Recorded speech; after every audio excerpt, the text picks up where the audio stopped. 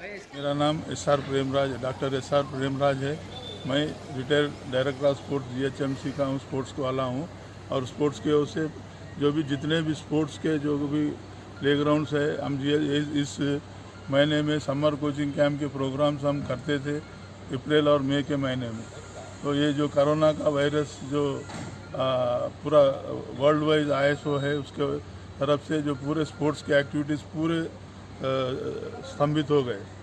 और इस corona virus से बाहर निकलने के लिए अपने प्राइम मिनिस्टर साहब और हमारे जो chief minister of government of Telangana के ये जो सुविधाएं देते हुए जो पब्लिक को अवेयरनेस प्रोग्राम्स कर रहे हैं टीवी के द्वारा, और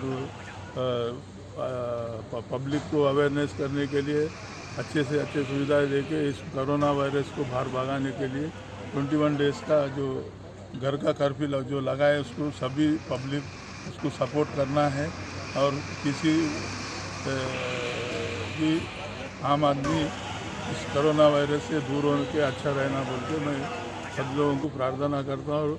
और प्राइम मिनिस्टर साहब भी हाथ जोड़ के ये बोले थे कि ये जो मैं एक फैमिली का मेंबर हूँ, फैमिली के मेंबर के नाते आप लोग दूर रहिए, इससे कोरोना से दूर रहिए। और जो इंस्ट्रक्शंस दिए गवर्नमेंट के, वो इंस्ट्रक्शंस को फॉलो करते हुए आप लोग अच्छा रह के ये जो पूरा वर्ल्ड में 185 कंट्रीज़ में ये जो कोरोना वायरस जो फैल चुका है, 4 लाख आदमियों को ये जो कोरोना वायरस का जो पॉजिटिव जो आया है, और उसमें 20,000 से भी ज़्यादा लोग मर चुके हैं। अभी अपने हिंदुस्तान में 600 से ज़्यादा लोग ये कोरोना वायरस लोगों को ISO है।